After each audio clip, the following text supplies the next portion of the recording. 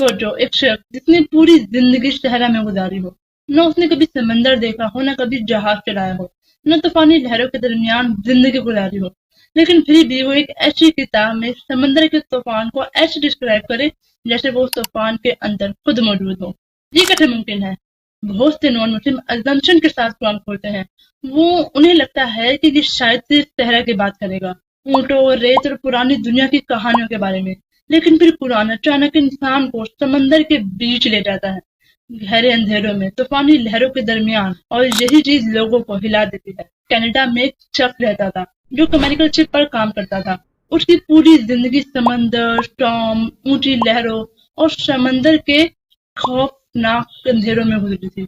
एक दिन किसी मुसलमान ने उसे कुरान का तर्जमा दिया। वो इस्लाम के बारे में ज्यादा जानता नहीं था, ना ही हमारे नबी की पर्सनल लाइफ के बारे में या फिर किसी लाइफ के बारे में, लेकिन क्यूरियोसिटी में उसने कुरान पढ़ना स्टार्ट किया। फिर वो एक आयत पर रुक गया। इस आयत में लिखा था, एक लहर जिसके ऊपर दूसरी लहर और उसके ऊपर बादल। वो खामोश हो गया क्योंकि उसने ये मंजर अपनी आंखों से तूफान में देखा था, समुद्री तूफान में। समंदर के अंदर जब एक वेव के ऊपर दूसरी वेव उठती है और ऊपर शिया बादल छा जाते हैं, वो जानता था कि ये मंजर सिर्फ वही शख्स बयान कर सकता है जो खुद किसी समंदर के तूफान को देखा हो या उसमें मौजूद हो। वो फौरन उस मुसलमान के पास गया और उसने सिर्फ एक सवाल पूछा। वो सवाल था कि क्या मोहम्मद सेलर थे, जहाजरान थे, क्या वो जहाज चलाते थे? और जब उसे बताया गया कि नहीं, वो तो पूरी जिंदगी एक सहरा में रहे, तो वो अंदर से हिल गया, क्योंकि अब उसके पास सिर्फ दो रास्ते थे।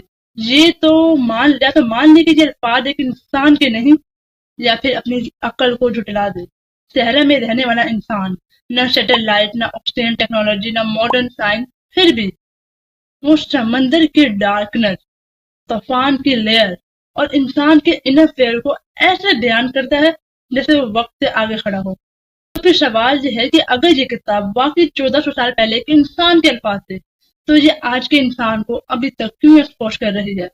क्यों एक सेलर, एक साइंटिस्ट, एक थिंकर इसे पढ़कर रुक जाता है? हो सकता है कि कायनात का सबसे बड़ा राज किसी लेबोरेटरी में नहीं, बल्कि उस किताब में छुपा हो जिसे हमने रस्म और रवाज की किताब बना दिया। तो आखिर कुरान सिर्फ पहले की किताब है, ये पूरी कायनात का पैगाम। अगर तुम आखिर तक सुन चुके हो तो कमेंट में सिर्फ एक बात लिखो, क्या कुरान वाकई इंसान की लिखी हुई किताब लगती है? और अगर तुम ऐसे ही माइंड ओपनिंग कंटेंट देखना चाहते हो तो इंस्टाग्राम और यूट्यूब पर सारा सलीम इनसाइट को फॉलो करो और सब्सक्राइब करो, क्योंकि ये सफर अभी शुरू हुआ है।